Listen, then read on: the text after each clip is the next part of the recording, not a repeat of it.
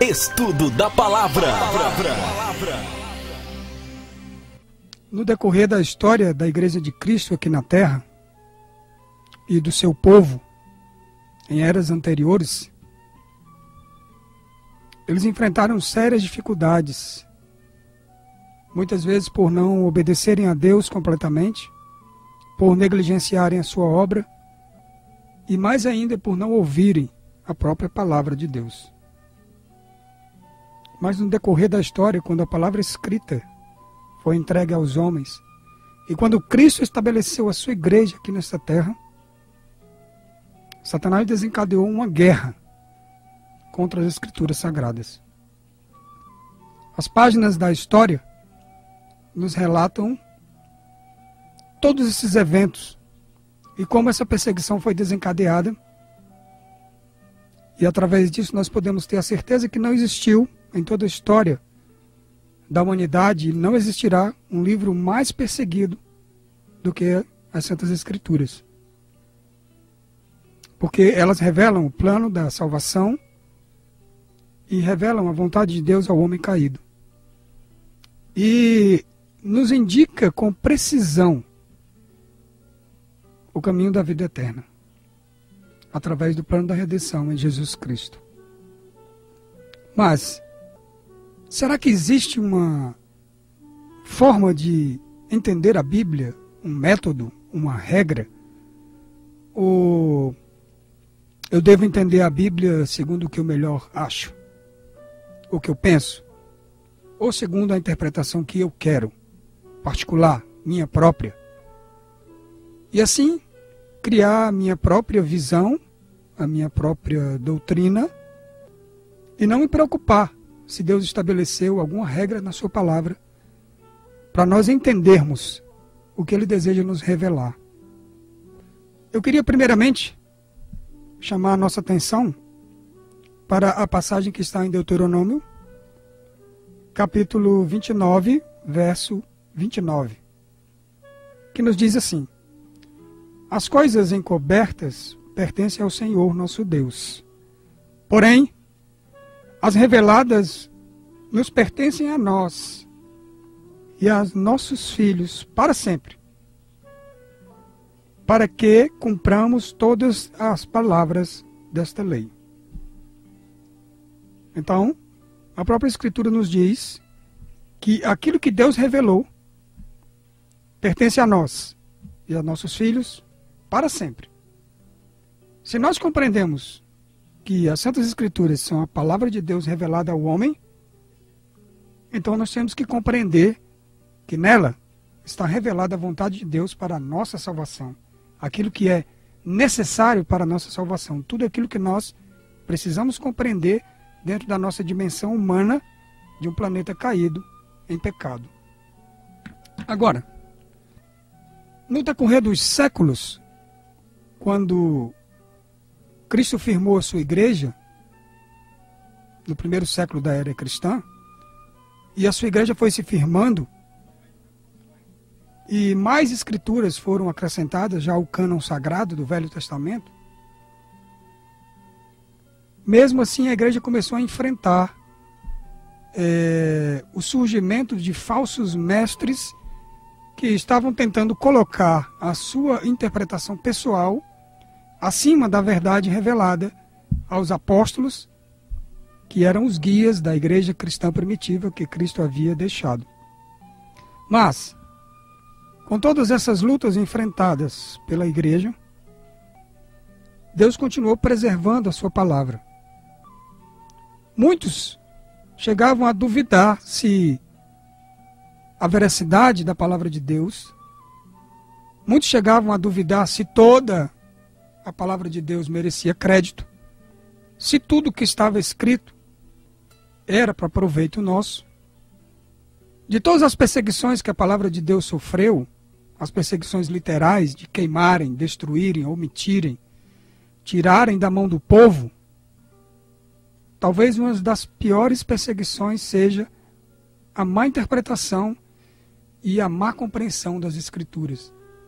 Não usar os princípios que Deus deixou estabelecido, os métodos, as regras. e simplesmente usar a imaginação humana, o intelecto humano, o discernimento humano, para trazer uma interpretação pessoal àquilo que Deus revelou. Eu penso que para nós termos as Escrituras como livro guia, nós devemos acreditar que ela foi inspirada por Deus. Devemos acreditar no que está escrito em 2 Timóteo, capítulo 3, verso 16 e 17. Toda Escritura é divinamente inspirada e proveitosa para ensinar, para redaguir, para corrigir, para instruir em justiça, para que o homem de Deus seja perfeito e perfeitamente instruído para toda boa obra. Então, a palavra de Deus, ela precisa ser colocada nesse patamar dentro de nossa mente. Devemos colocá-la como toda inspirada, não algumas partes, não alguns fragmentos. A palavra de Deus precisa ser para nós toda inspirada. Precisa ser aquela que vai nos ensinar, nos corrigir e nos instruir para o caminho da justiça. É de fundamental importância acreditarmos nisso, que toda Escritura é divinamente inspirada. Se na nossa mente não paira nenhuma dúvida de que toda Escritura é divinamente inspirada, então nós podemos caminhar para compreendermos os corretos princípios bíblicos de interpretação. A Bíblia, ela pode ser explicada por si mesma. Ela pode ser compreendida comparando escrito com escrito. E nós sabemos que Cristo disse que o Espírito Santo seria o guia para nos levar a toda a verdade. João 16, verso 13. Mas quando vier aquele Espírito da verdade, ele vos guiará em toda a verdade. Então nós temos algo importante aqui. Não é pelo nosso esforço intelectual apenas que nós vamos chegar à compreensão das Escrituras. O intelecto é importante. Deus nos dotou de raciocínio e de inteligência. Mas sem o Espírito Santo, que é o guia de toda a verdade, nós não poderemos ser guiados à verdade. Então, ao abrir as Escrituras, nunca devemos abri-la com a presunção de que somos capazes de explicar o que está ali escrito, mas com o intuito da nossa limitação, devemos rogar ao Espírito da verdade que nos guie em toda a verdade. As quais também falamos, não com palavras de sabedoria humana, mas com as que o Espírito Santo ensina, comparando as coisas espirituais com as espirituais. Ora, o homem natural não compreende as coisas do Espírito de Deus, porque lhe parecem loucura. Não pode entendê-las, porque elas se discernem espiritualmente. 1 Coríntios, capítulo 2, verso 13 e 14. O homem espiritual, ele sendo guiado pelo Espírito Santo, compara a Escritura com a Escritura. E ao contrário do método humano natural, que sempre dá a sua própria opinião acerca da palavra de Deus. Então, vamos pensar no seguinte. Existem leis que são universais.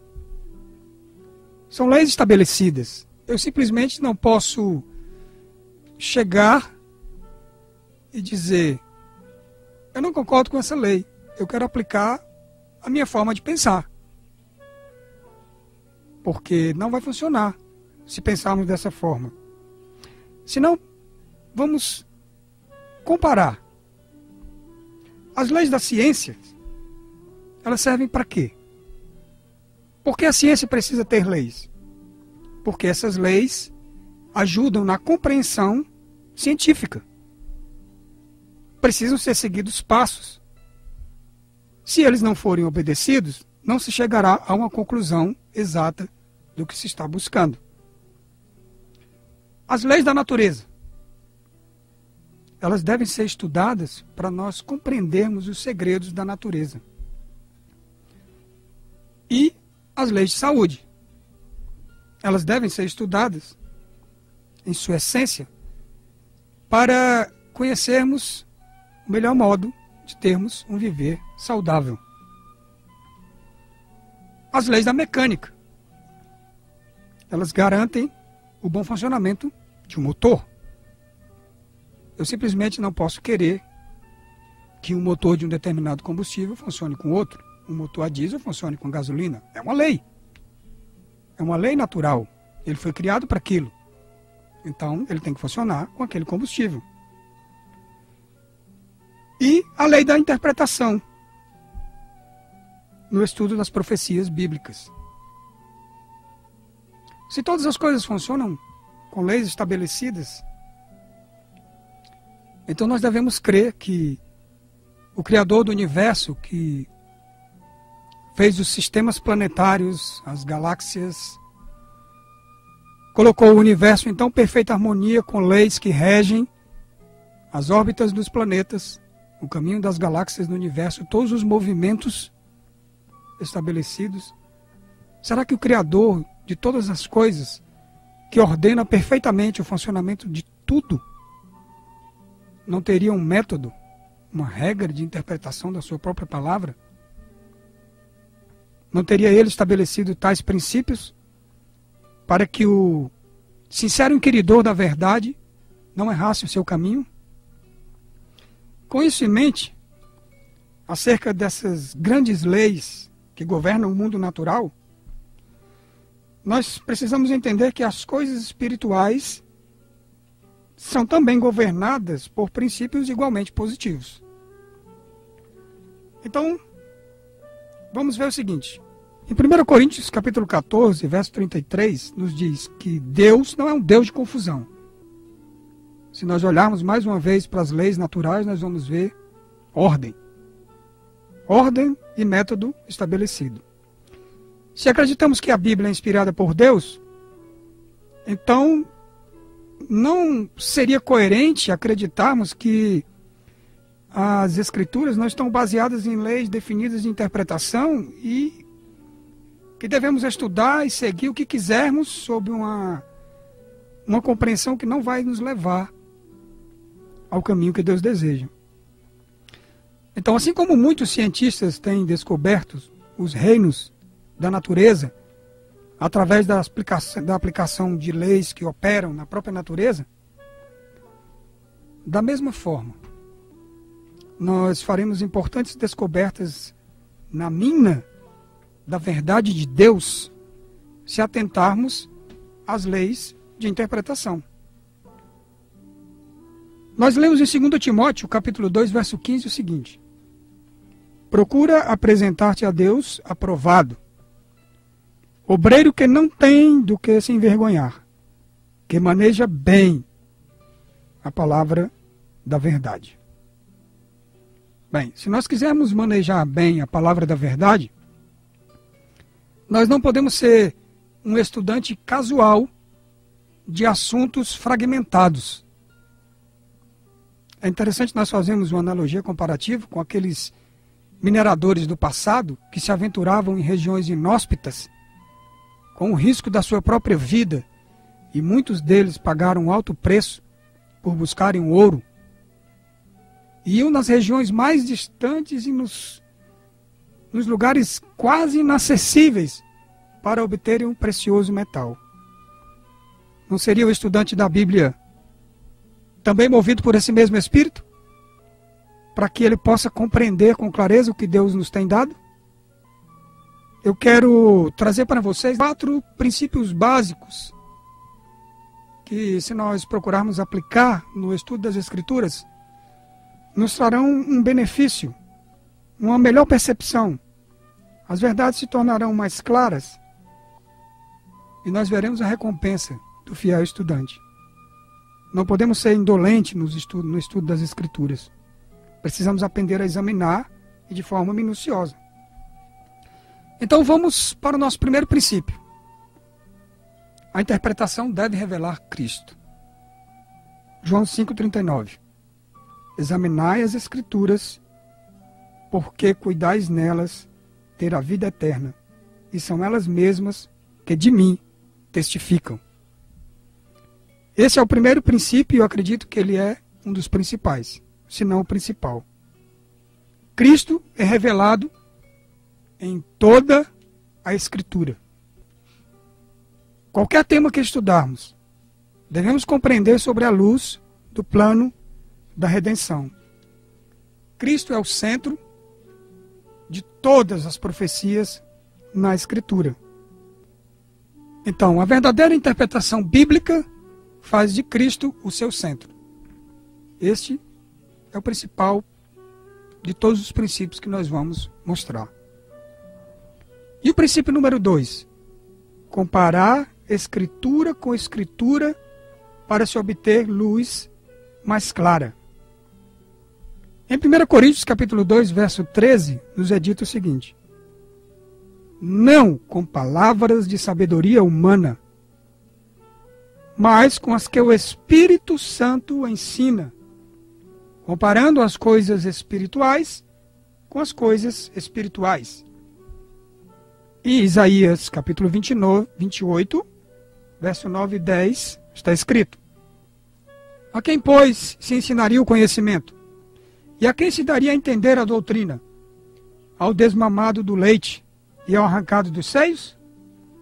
Porque é mandamento sobre mandamento, mandamento sobre mandamento, regra sobre regra, regra sobre regra, um pouco aqui e um pouco ali. Quando vamos estudar as Escrituras, devemos buscar em vários textos a confirmação de uma verdade e de um princípio, para que possamos ter uma compreensão exata do que Deus deseja nos ensinar. Então, vamos fazer uma ilustração bem simples.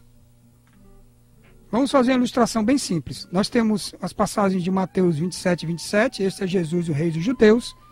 Marcos 5, 16, o Rei dos Judeus. Lucas 23, 38, este é o Rei dos Judeus. E João 19, 19, Jesus Nazareno, o Rei dos Judeus. Assim, para nos certificarmos do título completo na cruz, então nós chegamos à conclusão: este é Jesus Nazareno, o Rei dos Judeus. Esse é um princípio que deve ser discernido ao longo da Bíblia.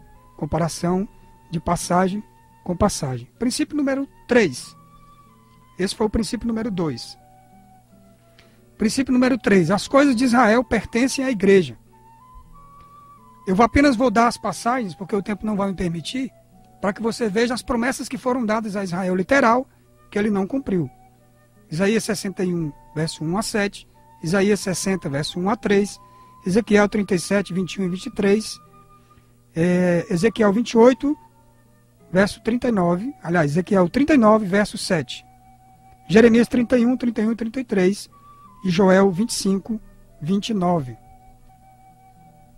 E o apóstolo Paulo foi designado por Deus para fazer os cristãos, a igreja primitiva, compreender que a herança de Israel literal passou agora a ser Israel espiritual. Ele expressou isso em Gálatas 3,7. Sabeis, pois, que os que são da fé são filhos de Abraão. Gálatas 4,28. Mas nós, irmãos, somos filhos da promessa de Isaac. Portanto, agora Jesus falando de Israel literal, passando para Israel espiritual em Mateus 21:43. Portanto, eu vos digo que o reino de Deus vos será tirado de Israel literal e será dado a uma nação que deu seus frutos. Seria Israel espiritual, aquela que Pedro se refere em 1 Pedro capítulo 2, verso 9. Vós sois nação santa, eleita e sacerdócio real. E o nosso quarto princípio, o evangelho em toda passagem e profecia. Romanos 1,16, Mateus 1,21, 1 João 3,4, Romanos 7,7. O evangelho é o poder de Deus para nos salvar da transgressão da sua lei. E 2 Timóteo 15,16. A salvação está em toda a Escritura.